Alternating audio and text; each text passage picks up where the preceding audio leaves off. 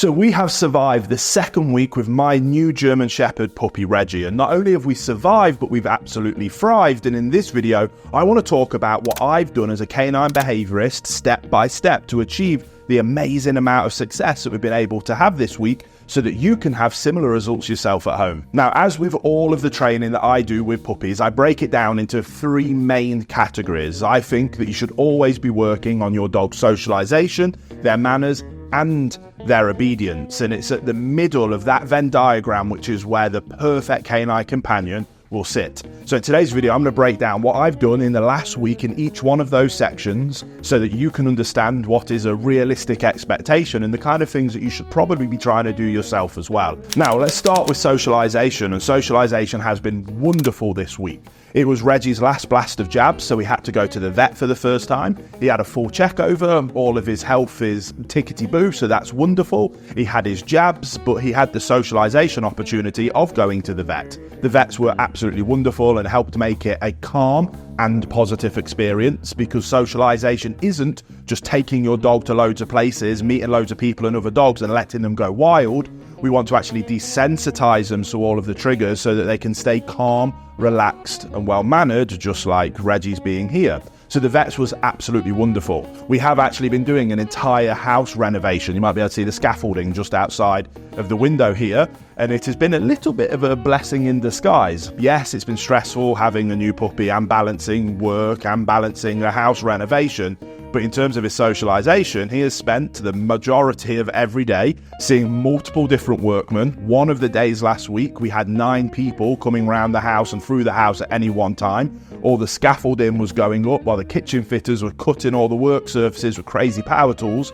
And we were just outside, hanging out, watching, taking it all in and helping him remain calm and relaxed, just like this. We've continued his work around traffic, and we've continued his work going into towns and kind of hanging out and observing different things. Reggie's also had his first pub experiences, which again has been absolutely delightful, and he's been an absolute credit to me. All of this work that we've been doing on his structured free time has been hugely helpful and has allowed us to utilize this expectation of when we pop you on your placeboard or on your bed, we would like you to stay there and remain calm. We took a piece of his vet bed in to kind of recreate this as best we could without having to lug a massive bed into the pub, and he just simply hung out on his vet bedding, observed a pub that was rammed with waiters and waitresses coming flying by all the time, loud busy kitchens going on, people laughing, having a good time, and he just hung out and was chill. Absolutely superb. Now, me and my family actually had a short, free and a little bit day holiday that we've had booked for a very long time, and Reggie went and stayed with my good friend and one of the best dog trainers in the world,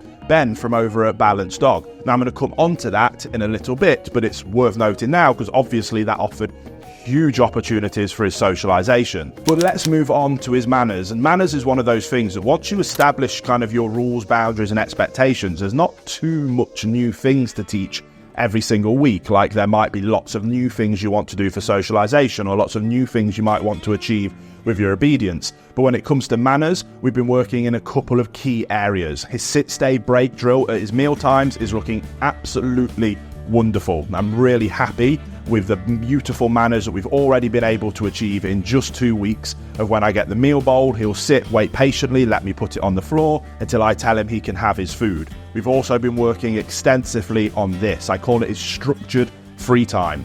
When we're around, but we don't necessarily want him to be just confined in the crate. I want to start teaching him that you're a part of this family, or you may be becoming a part of another person's family if he goes down the pathway towards becoming an assistance dog, and you need to be able to be calm and relaxed in a family dynamic, a family environment and a home environment. And we've been doing that with these extended play stays. Now we're already at a point where he can comfortably go for an hour just on his bed like this. We've been doing that by watching TV with the family, watching kind of the boys kind of hanging out and playing with their toys on the floor. He has the expectation of if he's on this bed, he has to stay there. And that has been incredible progress. Manners is looking absolutely beautiful. We've had 0 toilet accidents, and that's something that I hand on heart swear that we've had 0 toilet accidents, and we are now sleeping through the night for over 8 hours every night in his crate without a peep, which means we're all getting loads of sleep. We are already flying with avoiding all separation anxiety, and he can maintain being in his crate during the day for a couple of hours if we need him to, which has allowed me to be able to get cracking on with work and not be stressed out about a puppy that's constantly crying, barking, having toilet accidents everywhere, or destroying my home and furniture, which has made this a almost stress-free experience when it comes to dealing with Reggie. Now, before we dive into my recap all about the obedience, if you want to learn more about how I go about training these dogs to become perfect canine companions and to have this amount of success so early on, I created a completely free course. It's called The Principles of Perfect Puppy Training, which outlines all these aspects in much more detail and gives you the foundation and the principle to build on of exactly how you need to do it. Again, it's completely free of charge. I created it to help as many people as possible be able to have the perfect canine companions of their dreams. There'll be a link in the description box below if you want to go and learn more. Then moving on to obedience. Now, like I mentioned earlier, when we went for a few days holiday with the family, Reggie went and stayed with Ben. Now, Ben, again, is one of the best trainers in the country, which was why he went and stayed with Ben, because at this kind of young age, where so much can go right or so much can go wrong, my parents looked after my older dogs because they're set and fine and completely no issue to them. But I wanted somebody with the same kind of skill that I have to maintain his socialization, his manners, and his obedience. In terms of his manners, Ben was superb at maintaining those expectations and keeping that beautiful. Took him to tons of different socialization opportunities in terms of being able to introduce him to his pack of role model dogs, be around his family in his home environment, all absolutely wonderful. And then in terms of the obedience, he's been maintaining what I started working on in week 2, which was building the principles and foundations of recall, which is starting to look absolutely beautiful. Reggie absolutely understands the concept of coming to me is always going to equal something awesome.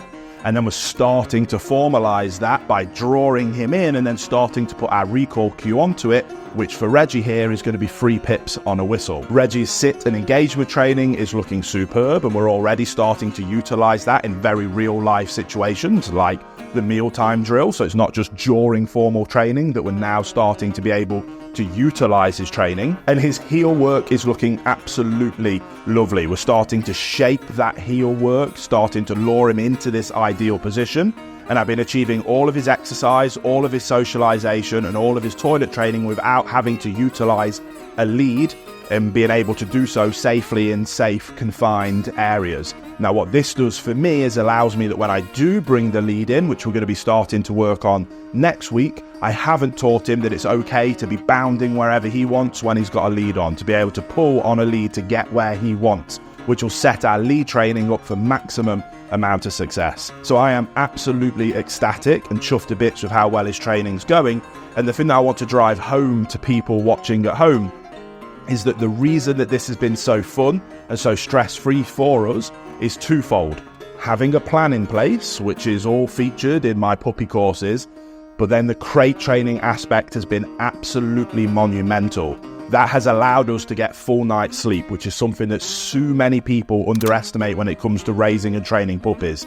Puppy blues is a very real thing, and I help countless people who very quickly come to hate their puppy and regret bringing them because the puppy is driving them mad, not letting them sleep. They're sleep deprived, constantly crying, is destroying the house, destroying their furniture, and their toilet training is a nightmare. All things that can be completely fixed or completely prevented with proper crate training, which we have maintained in week 2, which has allowed me to be able to get full night's sleep, my family to be able to get full night's sleep. When things have been hectic with the house renovation or just having young children or visitors over, I can pop him away. It's already fixing the problem of making sure separation anxiety never occurs, because he's learning how to be on his own for extended periods of time, not just successfully, but it be an incredibly positive experience for him to be able to do it. I cannot stress enough how important crate training is. Again, how you crate train is what will separate you from having success with crate training or your dog absolutely hating it and it being something that you eventually give up on, which then starts that spiral of them learning that barking and howling and crying gets them what they want. Now separation anxiety sets in. There is a lot to think about, but again, it's something that we cover in that free course, Principles of Perfect Puppy Training. So click that link below if you want to learn more, and I'll see you over there.